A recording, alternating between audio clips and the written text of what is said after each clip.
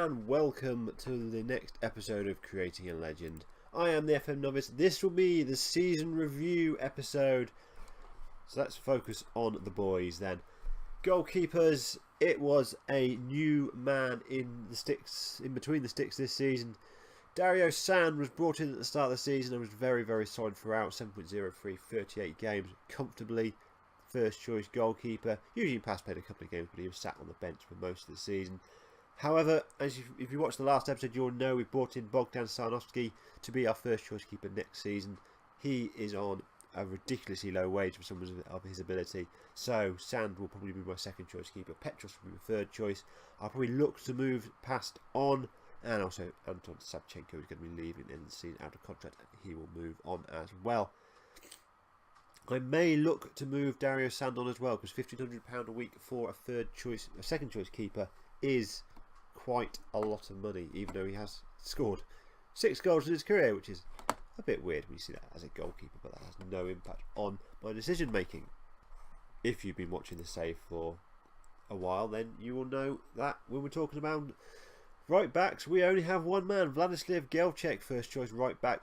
Very solid throughout the season. This guy just keeps on going and going. 39 appearances, 7.13 average rating. A superb player for me over the years and just continues to be very, very solid. We brought in Valencia as a second choice right back just to give a bit of a rest. He could also play left back as well. Played 14 times overall. He will go back to Brazil at the end of his loan spell. I doubt he'll be here next season, but we may see if he's interested in another year. But it'll just be back up to Gelchik. I am actively looking for a right back to come in and put some real pressure on Gelchik, but there are slim pickings out there at the moment. On the other side of the field, some decisions have to be made. Alexander Miganov is on a very, very good wage, £2.5 a week for him. Played just under 30 games, 27 games, 6 goals, 7.15. Started off as the left midfielder, was pulled back into the left back position. Kravchenko, who has been as solid as a rock since the start, is out of contract. He's only 2.5 star ability, 30 years old, so he's not going to improve. I have offered him a new deal. He hasn't accepted it yet, so he probably will be here next season. However, he will probably be my second choice left back. Centre back. I've got some good centre backs at this football club at the moment. Igor Dutz is the first one to mention. 16 games on nearly £2 a week, and from an ability wise, according to my system manager, is my best centre back. But I am trying to get him out the door on the transfer list, trying to get him out. I've made a decision looking at my options. He is the worst player I've got, also the least consistent player I've got.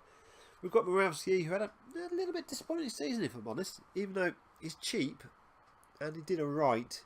He didn't play anywhere near as many games as he did the season before, but he's an option for us. Bogdan Kovachenko, 20 years old, made himself first choice centre back, 3-star potential 5-star player. This guy is going to be a very, very good player for us in the future. We had Russell Mikhailovic out on loan all season. Did alright, 33 games, 1 goal, 6.88. He may have missed the boat in terms of getting into our first team, as he's now 20, 2-star ability, potential 3.5 star. But he's got another year on his contract now, so he may stick around for next season.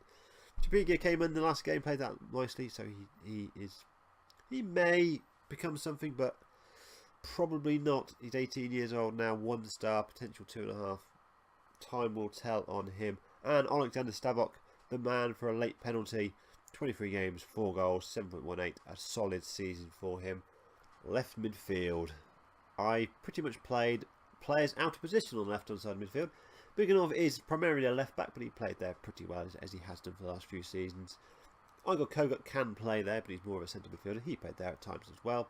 And Alexei Gutsalek, who cannot play there at the moment, but he's learning the role. He is a really good winger, so I've moved him back the field a little bit. And he's doing alright. 3 goals in 14 games, 7.09.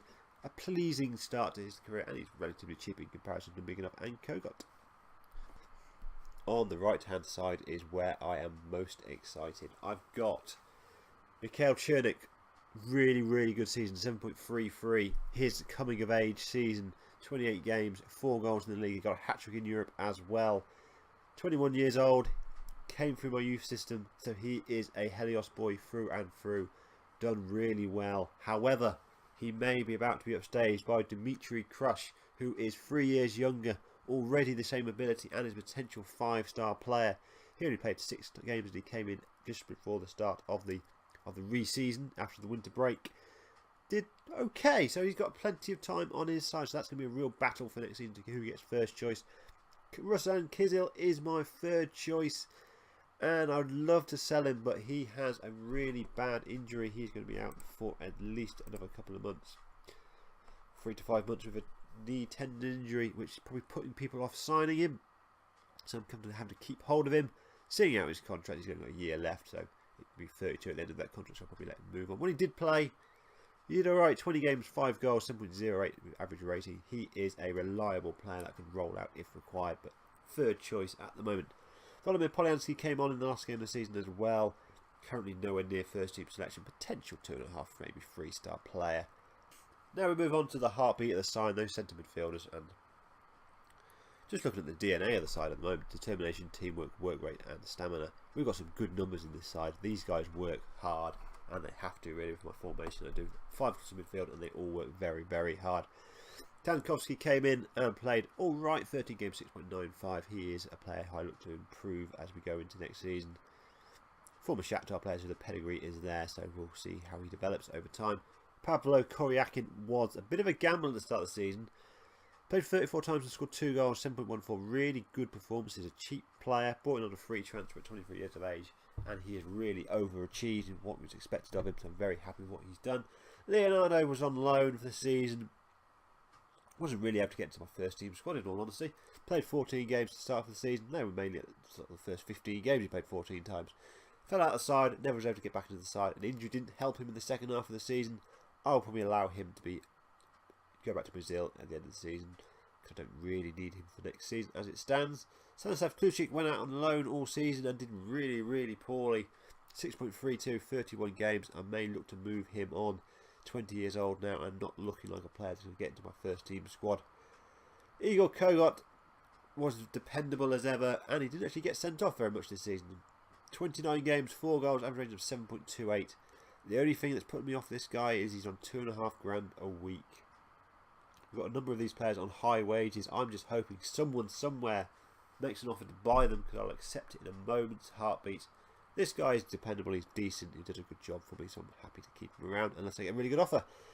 Rustem Sabotin, 21 years old, 7.32 for the last 5 games, 7.27 over the season.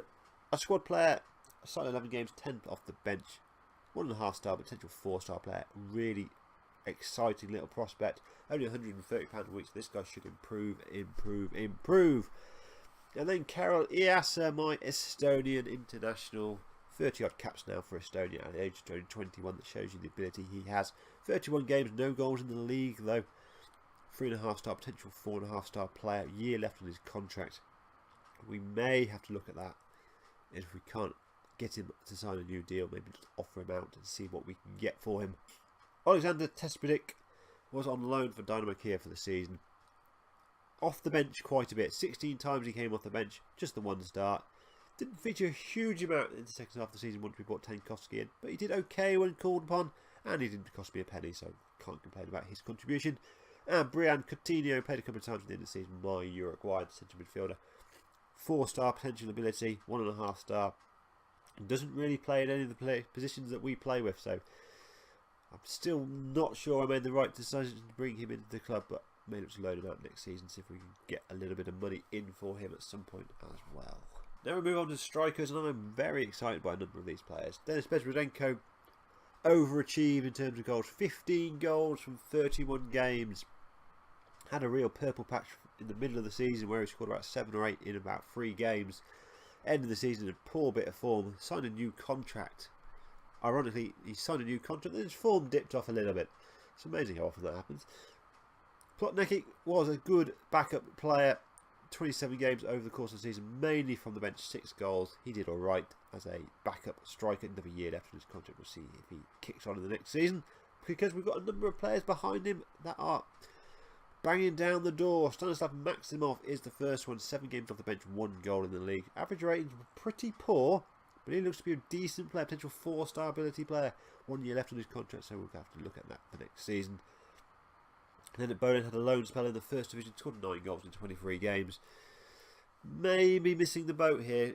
He's 21, 2-star, so potential 4.5-star ability player. So he has to start kicking on in next season before I may look to move him on as well. Valery Balan is probably my 3rd choice striker, so he's probably at the top of the list of players that are banging down the door on Bezrudenko and Plotnikic. He played 8 games, scored 1 goal. Potential 4-star ability player. Year left in his contract as well for him. And Vitaly Olienik was a regen that came through right at the end. Potential 3.5-star player. 2 games off the bench. We look to see maybe move him on loan next season. In terms of league performances, I think we were fairly consistent throughout, really. There was never really a bad run of defeats. Probably the worst one was when we started in the Premier League Championship groups. 2 defeats and a draw. But we then recovered. We went 4 unbeaten before 1 point out the last 3 games. But I was experimenting with the players and the squad in those last 3 games, so we can kind of write those ones off. Generally speaking, we did the work early doors in the season. We were fairly consistent. We lost to Kiev, we lost to Dnipro, we lost to Arsenal Kiev, which was a very disappointing result. Karpaty and Dynamo Kiev again. Shakhtar and Olympic T. Positives were that we beat Shakhtar a couple of times. Drew with them in the championship group, but in the league we did the double. 2-1 victory, 2 goals in the last minute on that one, which was my best league result of the season, and beat them 2-1 for a 96th minute penalty in the regular season as well. So lots of positives to take out of what we've achieved in the league. And Ukrainian Cup, we played 4 times. Relatively comfortable first couple of rounds. In the quarterfinal, a nice victory over Arsenal Kiev before losing them to them in the league a few weeks later. And then bowing out to Dynamo Kiev, which is frustrating. It was a late goal. We didn't really do ourselves justice. We had missed a really good chances, supposed missing 2 really good chances, but we lost the game. And the Europa League, first game, winning that one 3-0 was absolutely incredible. Lost the return leg, which was fine. We were never going to lose that 3-goal lead. And then bowed out to Hapoel Beersheva, but on reflection, it's probably not as bad a result as it seemed at the time. In terms of the bottom line and how the club is looking, 1.7 million is our overall balance. So we were over our wage budget throughout the season and did spend a little bit of money on transfers. But they were money I felt we needed to spend, so we did do. Didn't get as much money from Europe as I hoped, because I wanted to get into the group stages. But next season we should be in the group stages. So it was an okay season financially. Only lost £175,000 as it stands at the moment, which is down on last year because we had a few sales, but yeah, not too bad a season. As far as the board are concerned, I can do no wrong at the moment. I am very, very secure. They're loving what I'm doing. And final check will be just to have a look at how the club is doing overall. 2.5-star reputation at the moment. Its favoured personnel, I'm still on that list. I haven't made it to an icon status yet. As I said probably last year, at this very point, I think I'm going to need some silverware before I can become an icon at this club. In terms of favourite personnel as well, we've got a couple of more players on there. Igor Kogot is now on there, as well as Alexander Miganov. My old favourite, Sergei Kravchenko and Dmitry Skopov are the other players on the list. That would be a fairly decent 5-a-side team, as long as I didn't have to play in that one. So there we go. That is season number 6 done and dusted. Our best season we've ever had. And the season before was our best season we've ever had as well. So we are improving. We are moving in the right direction. Next season, I want us to finish at least 3rd, challenge for Shakhtar and Dynamo Kiev, and have a really good run in Europe. It's going to be a tough challenge, but with Gelios, it's always been a tough challenge. But generally speaking, we have risen to the occasion. So join me for the next episode, which will be the start of season number 7. Thank you very much for watching. If you've liked what you've seen, leave a like. It is really important and means a huge amount to me. If you're new to the channel, please do subscribe. I've been the FM Novice. I'll talk to you again very, very soon. Good evening.